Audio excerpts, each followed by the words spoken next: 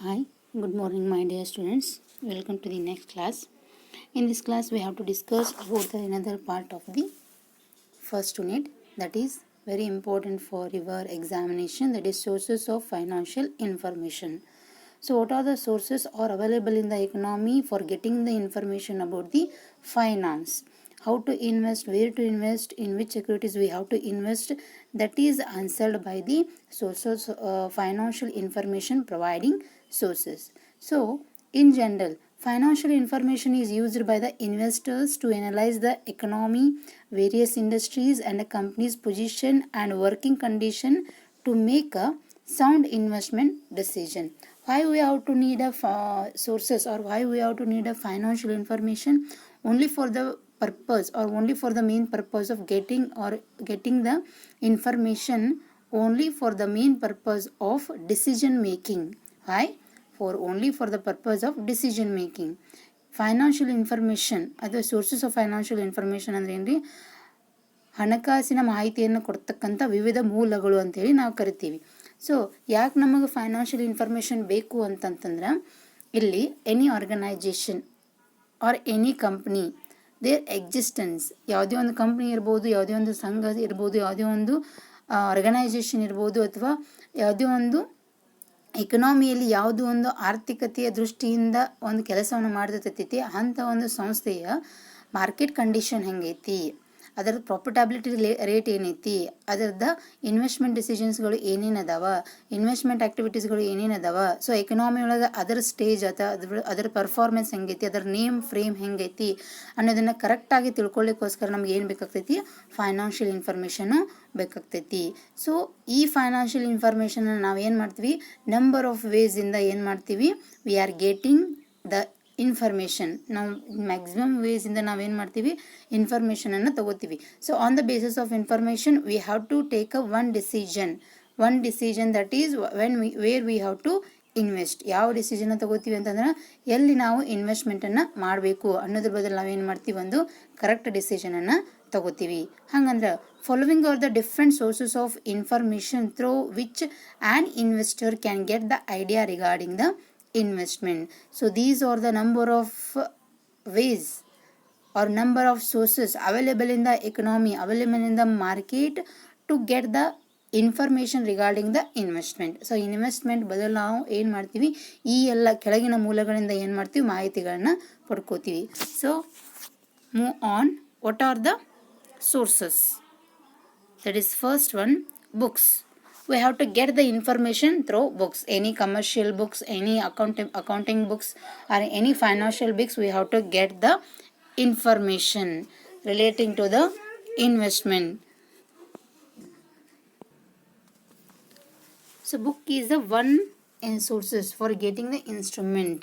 So in a books, any expert persons, any authors, any businessmen write the information regarding the finance, investment, and what way we have to invest our capital. So books, first one ಯಾವ್ದು? Books ನಾವು ಬುಕ್ಸಿಂದ ಏನು ಮಾಡ್ತೀವಿ? ಸಾಕಷ್ಟು financial related ಅದು commerce related ವಾಣಿಜ್ಯ ಆಧಾರಿತ book ಇರ್ಬೋದು, ಅಥವಾ ಡೈಲಿ ಮ್ಯಾಗಝಿನ್ಸ್ಗಳಾಗಿರ್ಬೋದು, ಅಥವಾ ಯಾವುದೋ ಒಂದು ಬಿಸ್ನೆಸ್ ಮ್ಯಾನ್ ಬರೆದಂಥ ಬುಕ್ಸ್ ಆಗಿರ್ಬೋದು, ಫೈನಾನ್ಷಿಯಲ್ ಹಣಕಾಸಿನ ಬುಕ್ ಆಗಿರ್ಬೋದು, ಅಥವಾ ಅಕೌಂಟಿಂಗ್ ಬುಕ್ಸ್ ಆಗಿರ್ಬೋದು. ಆ ಬುಕ್ಸ್ ಮುಖಾಂತರ ನಾವು ಏನು ಮಾಡ್ತೀವಿ? ನಮಗೆ ಬೇಕಾದಂಥ ಹಣಕಾಸಿನ ಮಾಹಿತಿಯನ್ನು ಏನು ಮಾಡ್ತೀವಿ? ನಾವು ಪಡ್ಕೋತೀವಿ. Next one, financial website.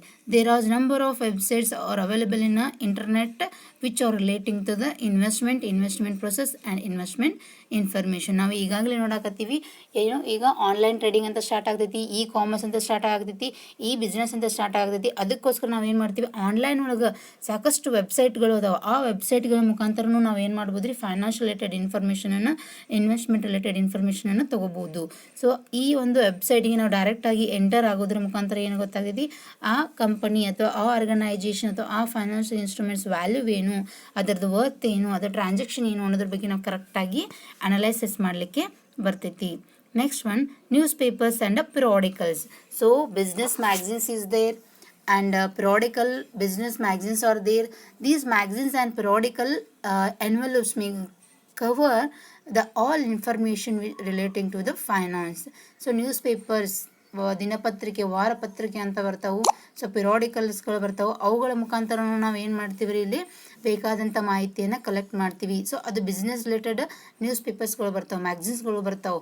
So business achievers ಮ್ಯಾಗ್ಝಿನ್ಸ್ಗಳು ಬರ್ತಾವೆ. ಅವುಗಳ ಮುಖಾಂತರ ನಾವು ಏನು ಮಾಡ್ತೀವಿ, what is the current trend in a financial market and what is the current trend in a financial information related activities ಅನ್ನೋದನ್ನ ನಾವು ನೋಡ್ತೀವಿ. ಸೊ ಈ ಕರೆಂಟ್ ಆಗಿ ಏನೆಲ್ಲ ನಡೆಯಕತ್ತೈತಿ ಅನ್ನೋದ್ರ ಬಗ್ಗೆ ನಾವು ಏನು ಮಾಡ್ತೀವಿ ತಿಳ್ಕೊಳ್ಳಿಕ್ಕೆ ಇದು ಅನುಕೂಲ ಆಗ್ತೈತಿ. Then next one, financial reports and statement. Every end of the business transaction or every end of the year, every companies may prepare a reports and statements relating to the 1 year financial aspect. ಇಲ್ಲಿ ಏನು ಮಾಡ್ತಾರೆ, ಪ್ರತಿ ವರ್ಷ company ಆಗಿರ್ಬೋದು, organisation ಆಗಿರ್ಬೋದು, business ಆಗಿರ್ಬೋದು, ಪ್ರತಿ ವರ್ಷ ಏನು ಮಾಡ್ತಾರೆ, for analysing the profit and loss he May prepare the reports and statement. ನಮ್ದು ಪ್ರಾಫಿಟ್ ಆಯಿತು, ಲಾಸ್ ಆಯಿತು ಅನ್ನೋದ್ರ ಬದಲು ಏನು ಮಾಡ್ತಾರೆ ಇವರು ಎವ್ರಿ ಇಯರ್ ಏನು ಮಾಡ್ತಿರ್ತಾರೆ, at the end of the year he May prepare the reports and statements. ಅವ್ರು ಏನು ಮಾಡ್ತಾರೆ, ರಿಪೋರ್ಟ್ಸನ್ನು ಮತ್ತು ಸ್ಟೇಟ್ಮೆಂಟ್ಸ್ಗಳನ್ನು ತಯಾರು ಮಾಡ್ತಾರೆ. ಸೊ ಆ ಒಂದು ರಿಪೋರ್ಟ್ ಮತ್ತು ಸ್ಟೇಟ್ಮೆಂಟ್ಸ್ ಒಳಗೆ ಏನಿದೆ ನಮಗೆ ಬೇಕಾದಂಥ ಹಣಕಾಸಿನ ಮಾಹಿತಿಗಳು ಕೂಡ ಸಿಗ್ತಾವು. Then next one, third party reports. Third party reports is nothing but a brokerage reports or any other third party may give a credit rating about the another company. He may provide the financial information. ಇವ ಏನಾಗಿರ್ತಾನೆ, third party ಆಗಿರ್ತಾನೆ, ಅವ ಏನು ಮಾಡ್ತಾನೆ, ರೇಟಿಂಗನ್ನು ಕೊಡ್ಬೋದು ಅಥವಾ ಬ್ರೋಕರೇಜನ್ನು ಮಾಡ್ತಿರ್ಬೋದು. ಆ ಒಬ್ಬ ವ್ಯಕ್ತಿ ಕೂಡ ಏನು ಮಾಡ್ತಾನೆ, ಹಣಕಾಸಿನ ಬದಲು ಇನ್ಫಾರ್ಮೇಷನನ್ನು ಕೊಡ್ತಿರ್ತಾನೆ ಅಂತಲೂ ಹೇಳ್ಬೋದು. Then another sources of a financial information.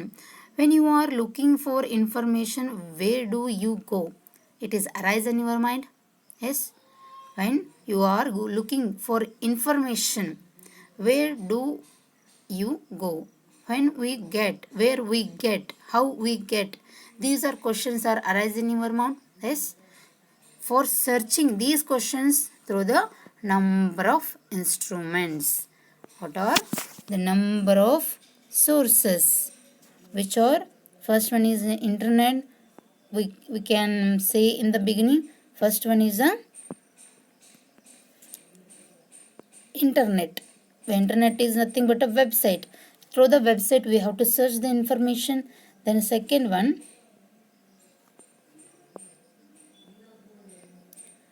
that is second one, newspapers and magazines. Yes, through the newspaper and magazines we have to get the information. Then next, TV programs. So important, you have to note that TV programs may give the in detail information relating to the finance. So business purpose TV channels are there. They will provide each and every information relating to the financial up and downs, stock market up and downs, the government rules regarding the business up and downs. So these are the information will be provided through the TV programs, so which are specific for enlarging the business purpose news, business purpose business related or financial related information in a TVs. So these are all, this is the one another source of the financial information. Then next, TV adverts. In the beginning of the movie, in the beginning of the any program, it may give a advertisement. Those advertisement also give the some information about the financial information. For example, mutual fund investment, IDBI bank development. So what are the loans are available in the IDBI loan development, home loans purpose advertisement. So these are the financial information providing for the investment.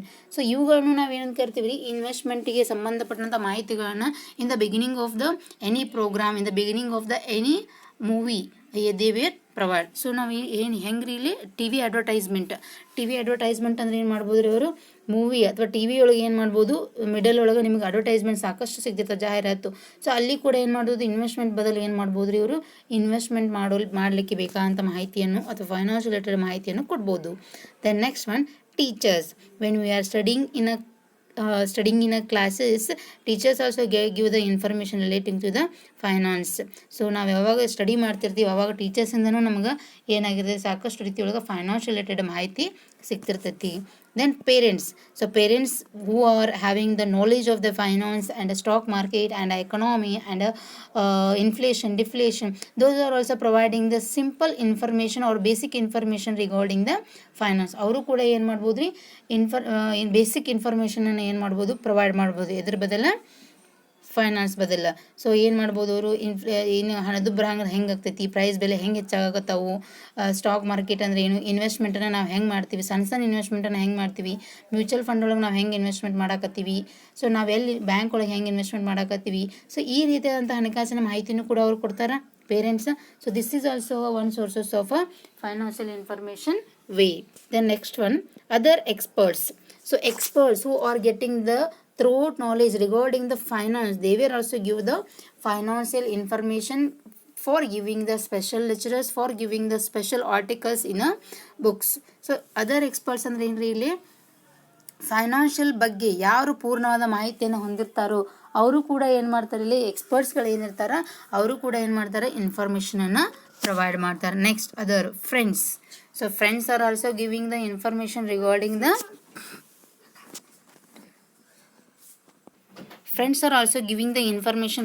the finance. Why?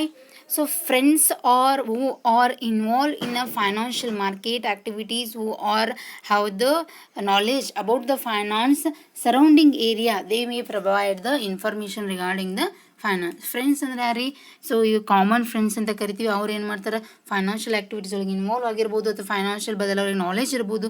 ಅಂಥ ವ್ಯಕ್ತಿಗಳು ಕೂಡ ನಾವು ಹೋಗಿ, so ನನ್ನ ಹತ್ರ ಇಷ್ಟು ದುಡ್ಡು ಐತು, capital ಐತು, ನಾವು ಏನು ಮಾಡ್ಬೇಕು ರೀ, ಅದನ್ನು ಹೆಂಗೆ ಇನ್ವೆಸ್ಟ್ಮೆಂಟ್ ಮಾಡೋಕೆ ಗೊತ್ತಾಗೋತ್ತಿಲ್ಲೋ ಅಂತ ಹೇಳಿ ಕೇಳಿದ್ರೆ ನೀವು ಅವ್ರು ಏನು ಮಾಡ್ಬೋದು, ಹಿಂಗೆ ಮಾಡು, ಇದರೊಳಗೆ ಇನ್ವೆಸ್ಟ್ಮೆಂಟ್ ಮಾಡೋ ಲಾಭ ಸಿಗ್ಬೋದು, ಈ ರೀತಿಯಾದಂಥ ಮ್ಯೂಚುವಲ್ ಫಂಡ್ಸ್ ಅದಾವು, ಈ ರೀತಿಯ ಸೆಕ್ಯೂರಿಟೀಸ್ಗಳದಾವು, ಈ ರೀತಿಯಾದಂಥ ಕಮಾಡಿಟೀಸ್ಗಳದಾವು, ಅದರೊಳಗೆ ಇನ್ವೆಸ್ಟ್ ಮಾಡಿದ್ರೆ ಇವರು ಗೆಟಿಂಗ್ ದ ರಿಟರ್ನ್ ಅಂತ ಹೇಳ್ತಾರೆ. ಸೊ ಅವಾಗ ನಾವು ಏನು ಮಾಡ್ಬೋದು, ಅಲ್ಲಿ ಇನ್ವೆಸ್ಟ್ಮೆಂಟನ್ನು ಮಾಡ್ಬೋದು.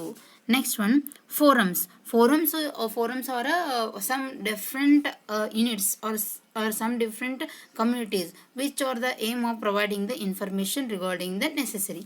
So forums ಅಂದ್ರೆ ಏನ್ರಿ, ಒಂದು ಸಂಘ ಸಂಸ್ಥೆಗಳು ಇರ್ತಾವೆ, ಒಂದು ಯೂನಿಯನ್ ಅಂತ ಇರ್ತೈತಿ, ಅವರು ಕೂಡ ಏನು ಮಾಡ್ತಾರೆ, ಫೈನಾನ್ಷಿಯಲ್ ಬದಲು ಮಾಹಿತಿಯನ್ನು ಕೊಡ್ತಾರೋ.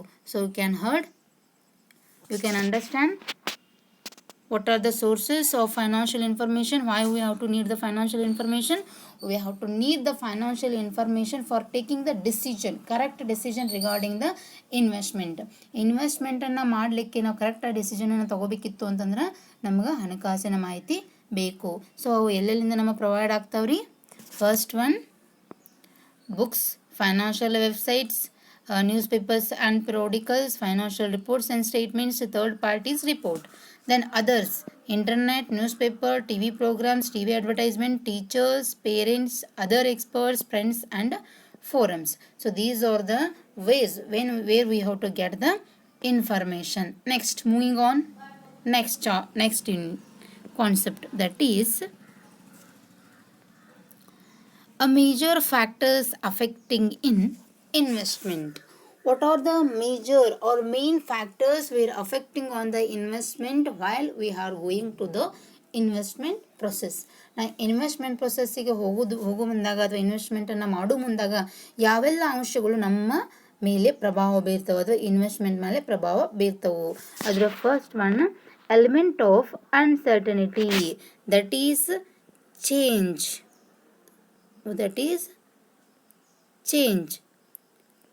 or fluctuation.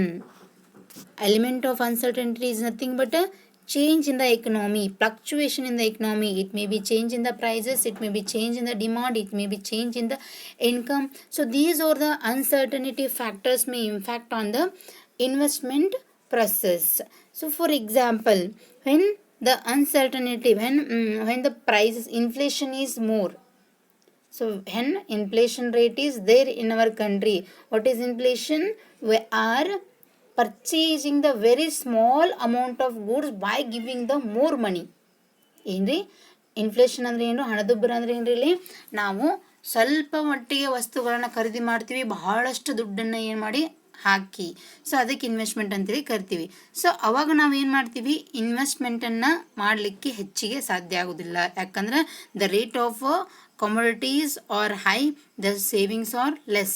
ಸೊ ನಾವಾಗ ಏನು ಮಾಡಬೇಕಾಗುತ್ತೆ, ವಸ್ತುಗಳು ನಮಗೆ ದಿನನಿತ್ಯ ವಸ್ತುಗಳು ಬೇಕಾಗ್ತಾವೆ, ಅವಾಗ ನಾವು ಜಾಸ್ತಿ ವಸ್ತುಗಳನ್ನು ತಗೋಬೇಕಾಗ್ತೈತಿ. ಅಂಥ ಟೈಮ್ ಒಳಗೆ ನಮ್ಗೆ ಏನಾಗೋದಿಲ್ಲ, ಇನ್ವೆಸ್ಟ್ಮೆಂಟ್ ಮಾಡಲಿಕ್ಕೆ ಸಾಧ್ಯ ಆಗೋದಿಲ್ಲ. ಒಂದು ವೇಳೆ ರೇಟ್ ಆಫ್ ಇಂಟ್ರೆಸ್ಟಲ್ಲಿ ಏನಿರುತ್ತೆ ಜಾಸ್ತಿ ಇರ್ತೈತಿ, ಆ ಒಂದು ಮೋಟೋದಿಂದನೂ ನಾವೇನು ಮಾಡ್ಬೋದು, ಅಲ್ಲಿ ಇನ್ವೆಸ್ಟ್ಮೆಂಟನ್ನು ಮಾಡ್ಬೋದು. ಸೊ ಈ ರೀತಿಯಾಗಿ ಎಲಿಮೆಂಟ್ ಆಫ್ ಅನ್ಸರ್ಟನಿಟಿ, ಸೊ ಏನಾರ್ದು ಅನ್ಎಥಿಕಲ್ ಅನ್ಎಕ್ಸ್ಪೆಕ್ಟೆಡ್ ಆ್ಯಕ್ಟಿವಿಟೀಸ್ ಕೂಡ ಏನಾಗ್ತಾವ್ರಿ, ಇಲ್ಲಿ ಇಂಪ್ಯಾಕ್ಟನ್ನು ಬೀರ್ತಾವು. Existing stock of capital goods. Stock of capital goods is nothing but a long-term goods. So these are also make a impact on the investment. Existing stock of a capital goods. Some person may want to invest in a short-term goods. Some person may want to invest in a long-term goods.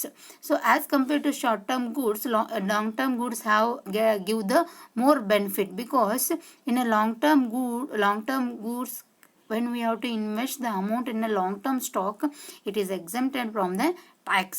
So far, and it is give a risk-free investment in any security. So for the existing stock capital goods also impact on the investment. ಇಲ್ಲಿ capital goods ಅಂದರೆ ಏನು, ಇದು ದೀರ್ಘಾವಧಿ ಬಂಡವಾಳ ಅಂತ ಕರಿತೀವಿ ನಾವು.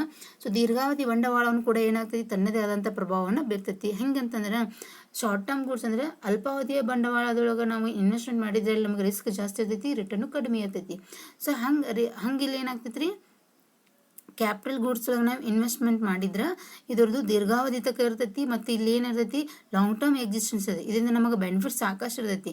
So ಈ ರೀತಿಯಾದಂಥ ಅಂಶಗಳು ಕೂಡ ಏನಾಗ್ತವು, ಕ್ಯಾಪಿಟಲ್ ಇನ್ವೆಸ್ಟ್ಮೆಂಟ್ ಒಳಗೆ ತನ್ನದೇ ಆದಂಥ ಪ್ರಭಾವ ಬೀರ್ತವು. Then level of income. How the level of income is in fact where we have to earn more and more. We want to save more and more, we have to invest more and more. So when we cannot get the sufficient income, we cannot go to the investment, only we have to fulfill our daily expenses. So level of income ಅಂದ್ರೆ ಏನ್ರಿ, ಆದಾಯದ ಹಂತ ಹೆಂಗಿರ್ತೈತಿ ಅಂತಂದ್ರೆ, ಆದಾಯ ನಮಗೆ ಜಾಸ್ತಿ ಬರಾಕತ್ತಿತ್ತು ಅಂತಂದ್ರೆ ನಾವು ಜಾಸ್ತಿ ಸೇವಿಂಗ್ಸ್ ಮಾಡ್ತೀವಿ, ಜಾಸ್ತಿ ಇನ್ವೆಸ್ಟ್ಮೆಂಟ್ ಮಾಡ್ತೀವಿ. ಸೊ ಆದಾಯ ನಮ್ದು ಕಡಿಮೆ ಇತ್ತು ಅಂತಂದ್ರೆ ನಾವು ಅಲ್ಲಿ ಏನು ಮಾಡೋಕೆ ಹೋಗೋದಿಲ್ಲ ರೀ, ಇನ್ವೆಸ್ಟ್ಮೆಂಟು ಮಾಡೋದಿಲ್ಲ, ಸೇವಿಂಗ್ಸು ಮಾಡೋದಿಲ್ಲ. ನಮ್ಮ ಆದಾಯ ನಮ್ಮ ದಿನನಿತ್ಯದ ಎಕ್ಸ್ಪೆನ್ಸಸ್ಗೆ ಆಗ್ತೈತಿ. ಸೊ ಈ ಒಂದು ಉದ್ದೇಶ ಇಟ್ಕೊಂಡು ನಾವು ಏನು ಮಾಡ್ತೀವಿ, ಇನ್ಕಮನ್ನು ಬೇರೆದೊಳಗೆ ಇನ್ವೆಸ್ಟ್ಮೆಂಟ್ ಮಾಡಲಿಕ್ಕೆ ಹೋಗೋದಿಲ್ಲ. Then next one, consumer demand. So where there is a more consumer demand for our investment, we have to invest more. So ನಮ್ಮ ಒಂದು ಕ್ಯಾಪಿಟಲಿಗೆ, ಬಂಡವಾಳಕ್ಕೆ ಕನ್ಸ್ಯೂಮರ್ ಡಿಮಾಂಡ್ ಜಾಸ್ತಿ ಇತ್ತು ಅಂತಂದ್ರೆ ನಾವು ಅಲ್ಲಿ ಜಾಸ್ತಿ ಇನ್ವೆಸ್ಟ್ಮೆಂಟ್ ಮಾಡ್ತೀವಿ.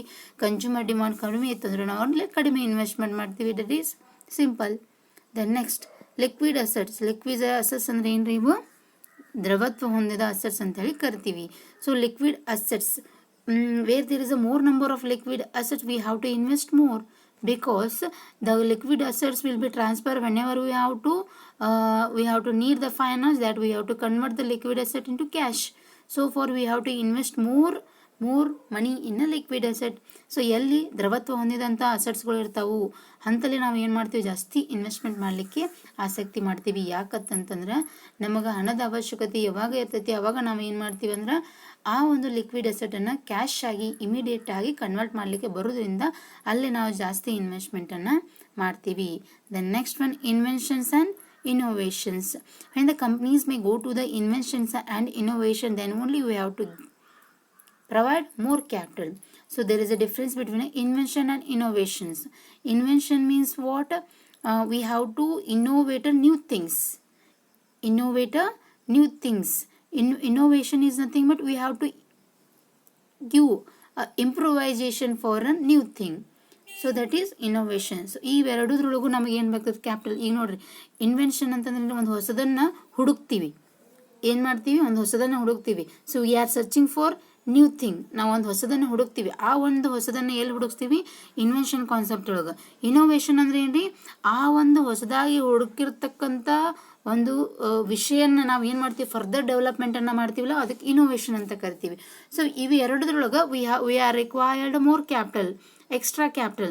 That capital should be provided by the investors. ಸೊ ಅದು ಏನಾಗ್ತದೆ, ಇನ್ವೆಸ್ಟರಿಂದ ಈ ರೀತಿಯಂಥ ಕ್ಯಾಪಿಟಲ್ ಪ್ರೊವೈಡ್ ಮಾಡ್ತಾರೆ.